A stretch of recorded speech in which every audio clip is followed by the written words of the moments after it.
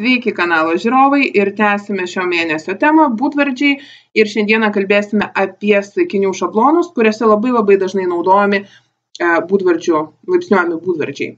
Taigi šiandien apie tai.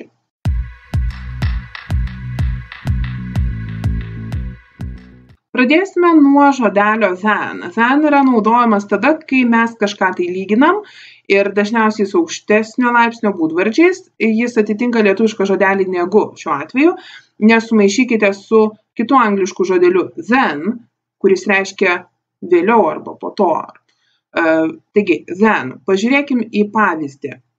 Tom is taller than his brother. Tom is taller than his brother. Tomas yra aukštesnis negu jo brolis. Tom is taller than his brother. Kreipkite dėmesį, kaip naudojame žodelį than. Kiti du žodeliai, kurie taip pat yra labai dažni, kalbant apie būdvardžių laipsniavimą, kuriuos galim naudoti. Jūs žinot, žodelį mo, jis yra naudojamas tada, kai sudarom aukštesnio laipsnio būdvardžius su ilgais būdvardžiais, ilgesniais negu 3 skiemenų, 3 ir ilgesniais. Bet noriu atkreipti jūsų dėmesį, kad galim lygiai taip pat naudoti ir žodelį less, kuris reikštų mažiau kažkoks. Taigi pažiūrėkim į pavyzdžius. Tom is more talented than his sister. Tom is more talented than his sister. Tomas yra talentingesnis nei jo sesuo. Taigi pažiūrėkit, ir naudojam žodelį more, ir naudojam žodelį than his sister. Pažiūrėkim, kaip galim panaudoti žodelį less. Anne is less talented than her brother. Anne is less talented than her brother. Matot, lygiai taip pat kaip naudojam žodelį more, mes galim naudoti ir žodelį less, jeigu turim priešingą reikšmę ir norim pasakyti, kad kažkas yra mažiau kažkoks. Dar viena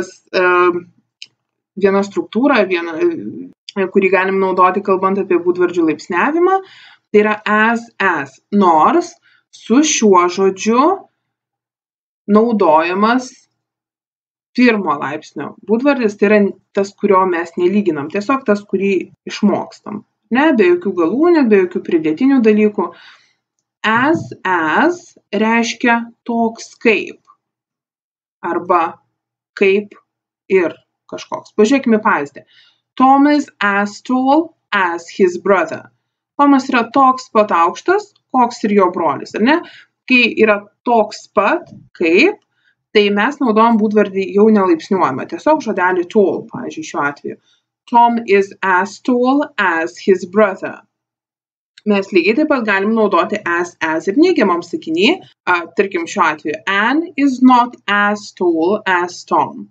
Anne is not as tall as Tom. Ana nėra tokia aukšta kaip Tomas. Taigi, su žodeliu as naudojam nelaipsniuojamą būdvardį, o tiesiog paprastą tokį, kokį išmokstam. Taigi, tiek struktūrų, kurios labai dažnai naudojamos su būdvardžių laipsniavimu, o mes susitiksime kitose video. Ačiū, kad žiūrėjote. Jei video patiko, spauskite nykštį į viršų. Būčiau labai dėkinga.